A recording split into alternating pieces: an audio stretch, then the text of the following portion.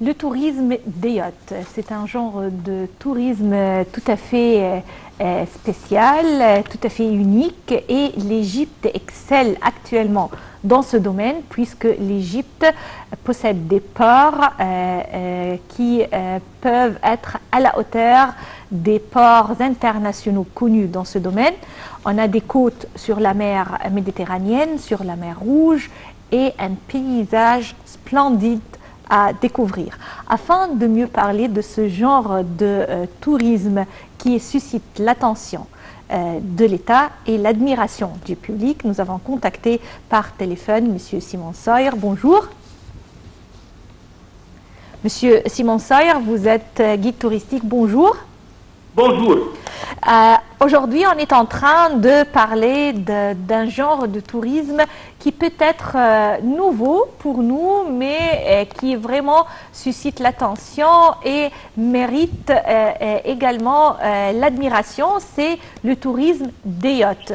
L'Égypte actuellement accorde un intérêt vraiment intense pour ce genre de tourisme et plusieurs ports égyptiens accueillent des yachts égyptiens et étrangers qui viennent, je sais pas, pour se garer ou pour visiter ces ports, pour s'approvisionner et pour également découvrir les paysages égyptiens. Selon vous, pourquoi ce genre de tourisme est actuellement sollicité? Alors, il faut voir toujours les cartes de l'Europe et de l'Occident concernant le développement des différents nouveaux secteurs touristiques d'une façon à rendre des services similaires pour des secteurs qui sont vraiment croissants.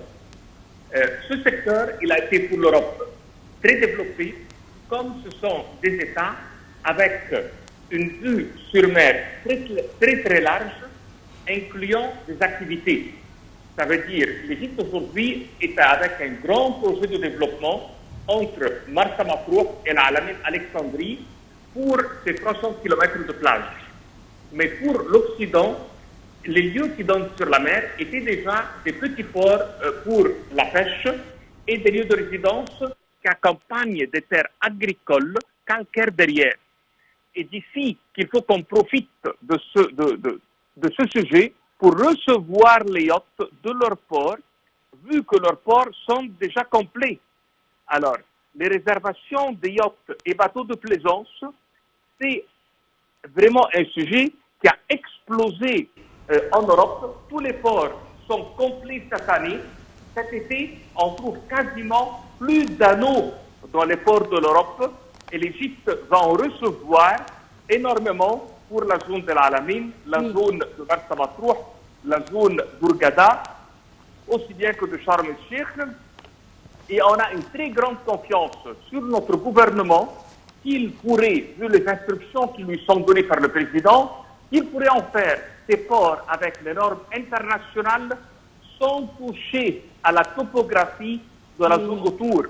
Car on connaît très bien que quand ces ports se placent, toutes les plages qui sont autour, ils vont avoir les roches qui vont paraître. Et on a une grande confiance à notre État qu'il pourrait en faire en sorte à résoudre le problème de la zone totalitaire sans le rajout de sable, mais avec les passerelles et avec la conservation de la nature elle-même. Oui. Ce genre de tourisme va ramener, bien sûr, un grand nombre d'employés à l'intérieur duquel. Ça veut dire les emplois qui sont attachés à ce sujet sont des hauts emplois professionnels avec un grand revenu. Il y a beaucoup d'activités qui s'accompagnent à travers le développement régulier dans le monde entier. Et il faut comprendre que c'est un secteur assez vaste qui regroupe des activités diverses et c'est un tourisme qui est on va dire un secteur du tourisme qui rapporte énormément de revenus à chaque pays, vu la qualité des gens qui viennent et qui ont des dépenses assez fortes et assez élevées. Oui. Le tourisme nautique, il génère, on peut dire, des emplois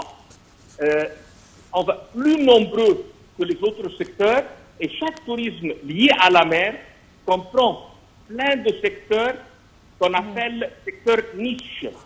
Ça veut dire que ce sont des services qui sont rendus d'une manière assez spéciale, que ce soit pour les croisières, les voiliers, les super-yachts, incluant la location pour le bateau, aussi bien que les charters. À ne jamais oublier, les sports nautiques accompagnent le voile, la plongée, aussi bien qu'il y a une activité qu'on appelle subaquatique. Il y a aussi bien le kitesurf, il y a la planche à voile, il y a les motos marines, il y a le voile sportif.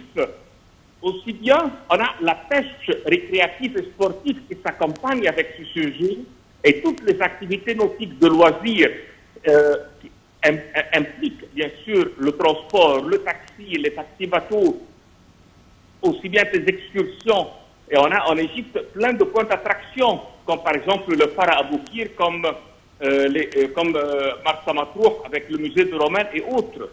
À ne jamais oublier l'observation de la vie elle-même dans la mer. Par exemple, les poissons et les rochers et autres. À ne jamais oublier que les gens qui partent en vacances, ils veulent toujours aussi bien avoir les bons restaurants, la grande qualité des hôtels, les plages, la plongée.